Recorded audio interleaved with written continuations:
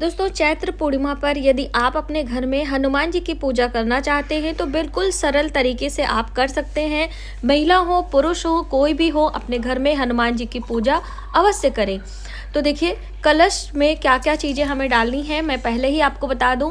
जल भर के उसमें हल्दी की गांठ और ये है सुपारी और उसके साथ में हमें लेनी हरी इलायची और ये है लौंग का जोड़ा और यहाँ पर चांदी का सिक्का है, नहीं है तो साधारण सिक्का डाल लें और गेहूं के दाने अवश्य डालें। जैसा कि अक्सर हम आपको बताते हैं कि कलश के अंदर क्या क्या चीज़ डालना है, तो हनुमान जी की पूजा में गेहूं का विशेष महत्व होता है। इस तरह से कलश के अंदर चीज़ें डालने के बाद जो हमारा पूर्ण पात्र होता है उसमें भी हमें गेहूं ही रखना चाहिए। तो यहाँ पर हमने दीप कलश लगाया है। दीप कलश इस तरह से लगाते हैं देवताओं की पूजा में, और चमेली का तेल हो तो ज़्यादा अच्छा है, वरना तिल का तेल भी आप इस्तेमाल कर सकते हैं। और देखिए लौंग का जोड़ा हमें दीपक में भी डालना है, जैसे कि नौमुखी दीपक यहाँ पर हम आपको बता रहे हैं, तो वो आप विशेष मनोकामना पूर्ति के लिए करेंगे, लेकिन जो दीप कलश लगेगा उसमें भी आपको लौंग का जोड़ा डालना है।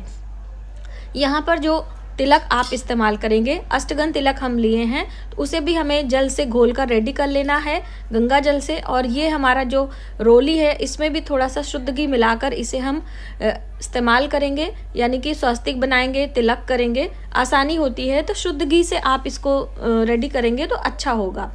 साथ ही दोस्तों कलश पर आप स्वस्तिक भी बना सकते हैं। और आप सोच रहे होंगे कि हमने यहाँ पर गेहूं क्यों लिया है, तो हनुमान जी की पूजा में हमें चावल का इस्तेमाल नहीं करना है, जैसे कि भगवान विष्णु की पूजा में नहीं किया जाता है चने की दाल या तिल, इसमें गेहूं या फिर आप तिल ले सकते हैं।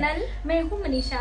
दोस्तों आज की वीडियो बहुत ही महत्वपूर्ण होने वाली है। आज हम बात करेंगे चैत्र पूर्णिमा के दिन हनुमान जी की पूजा हमें कैसे करना चाहिए, क्या भोग लगाना चाहिए। नौमुखी दीपक यहाँ पर है, आप देख सकते हैं। ये नौमुखी दीपक आपको विशेष मनोकामना पूर्ति के लिए लगाना है और इसके अंदर विशेष चीजें हमें डालनी है, तो उसके बारे में भी हम बात करेंगे। और पान का भोग हमें कैसे लगाना है, किन किन चीजों के भोग लगाने से हनुमान जी की कृपा हमें प्राप्त होती है, साथ ही हमें अक्षत किस चीज का चढ़ाना है, इन सभी विशेष बातों के साथ में हम आपको हनुमान जी की पूजा बिल्कुल सरल तरीके से करने बताएंगे, जैसे हम अपने घर में हमारे बड़े बुजुर्ग करते थे, हमारी दादी माँ करती थी। तो वो सभी महत्वपूर्ण जानकारी इस वीडियो में हम आपके साथ शेयर करना चाहते हैं। तो वीडियो बहुत ही हेल्पफुल और इंटरेस्टिंग होने वाली है, तो आप इन तक बने हैं, जिससे आप भी अपने घर में हनुमान जी की पूजा करते हुए उनकी कृपा प्राप्त कर सकते हैं। तो चलिए देर न करते हुए वीडियो की शुरुआत। इस तरह से दोस्तों आपको अलग से चौकी लगा लेनी है। और हनुमान जी की प्रतिमा की हम बात करें तो देखिए राम दरबार की प्रतिमा ये वाली होनी चाहिए, और इसमें हमारे भगवान गणेश जी भी हैं, शिव जी भी हैं, और सूर्यवंशी भगवान श्री रामचंद्र जी हैं, ब्रह्मा जी हैं, नारद मुनि हैं, और हनुमान जी अपने इष्ट आराध्य भगवान श्री रामचंद्र जी की पूजा कर रहे हैं। तो ये वाली प्रतिमा ज्यादातर घरों में होती है, तो आप इसे भी रखकर पूजा कर सकते हैं। और हमारे यहाँ दोस्तों ये वाली प्रतिमा है संजीवनी बूटी वाली। ये प्रतिमा अपने घर में रखना बहुत ही शुभ होता है। दुख बीमारी से बचने के लिए ये संजीवनी बूटी वाली प्रतिमा अपने घर में आपको अवश्य रखनी है, यदि नहीं है तो आप ला भी सकते हैं। ठीक है, तो ये संजीवनी बूटी वाली प्रतिमा हम रख लेते हैं।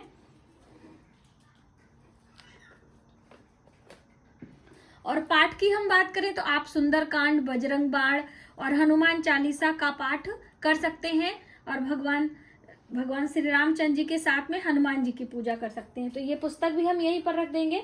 हमने एक चौकी लकड़ी की लगाई है, उसके ऊपर लाल रंग का कपड़ा बिछाया है, और हमने आसन में दोस्तों गेहूं का आसन दिया है। और आप देख सकते हैं ये जो कलश मैंने रखा है ये दीप कलश है।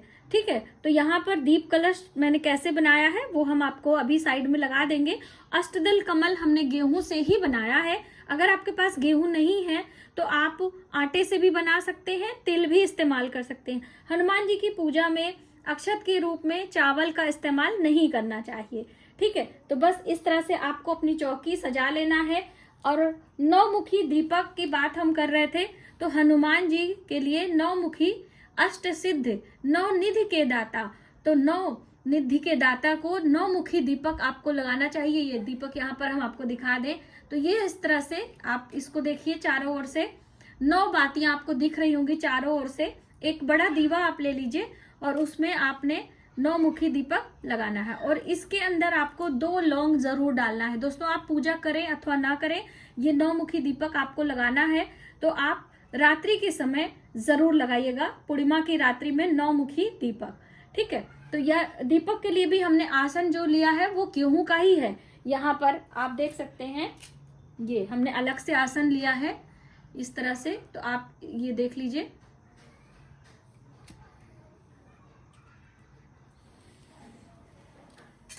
अष्टगंध तिलक हमने लिया है।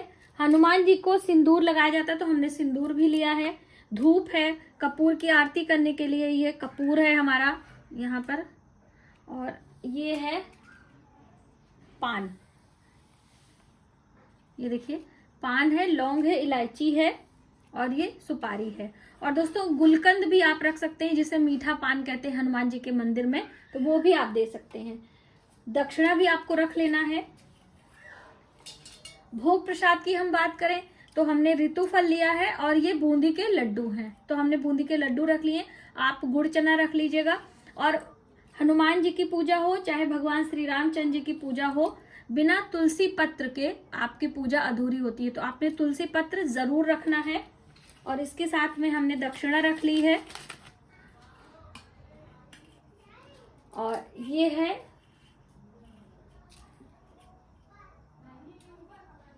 जनेऊ है दोस्तों, तो एक हनुमान जी को चढ़ाएंगे, एक श्री रामचंद्र जी को हमने चढ़ाना है। यहाँ पे रख लिया है एक श्रीफल, ये हनुमान जी को हम भेंट करेंगे। श्रीफल माँ लक्ष्मी की प्रसन्नता दिलाता है और भगवान श्री रामचंद्र जी की अर्धांगिनी माँ लक्ष्मी ही मानी जाती है, इसलिए एक श्रीफल भगवान जी के चरणों में हमें रखना है। और ये है पुष्पों की माला, तो एक माला हमने हनुमान जी के लिए ली है और एक माला हमने श्री रामचंद्र जी के लिए ली है। वस्त्र के रूप में मौली के धागे आप ले लीजिए इस तरह से 2 जगह में, और आप चाहें तो वस्त्र भी ले सकते हैं। ये इस तरह से वस्त्र भी आप ला सकते हैं। तो ये मेरे पास वस्त्र हैं, तो ये पीला वाला ये रामचंद्र जी को पहनाएंगे और ये लाल वाले वस्त्र हनुमान जी को पहनाएंगे, ठीक है। और ये है गेहूं दोस्तों अक्षत के रूप में, और इस गेहूं से आप गुड़ धनिया भी बना सकते हैं, क्योंकि मंगलवार के दिन गुड़ धनिया का भोग लगाना, गुड़ धनिया का बांटना बहुत ही शुभ माना जाता है। तो अगर आपके पास गेहूं हो तो इसे शुद्ध देसी घी में अच्छे से भून लीजिए कढ़ाई में, और फिर गैस बंद करके उसमें गुड़ अच्छे से मिला लीजिए। ये गुड़ धनिया कहा जाता है, भोग के रूप में भी लगाते हैं और बांटते हैं। इससे हमारे मंगल ग्रह यानी कि मंगल से मिलने वाले कष्टों से मुक्ति मिलती है। तो ये है गेहूं, हमने मंगाया था इसको अष्टदल कमल वगैरह बनाने के लिए। तो इस तरह से आप ले लीजिए।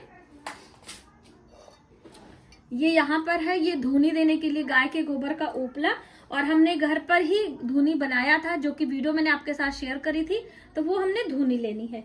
यदि आपके पास धूनी नहीं है तो आप शुद्ध घी और गुड़ और काले तिल मिलाकर भी दे सकते हैं, ठीक है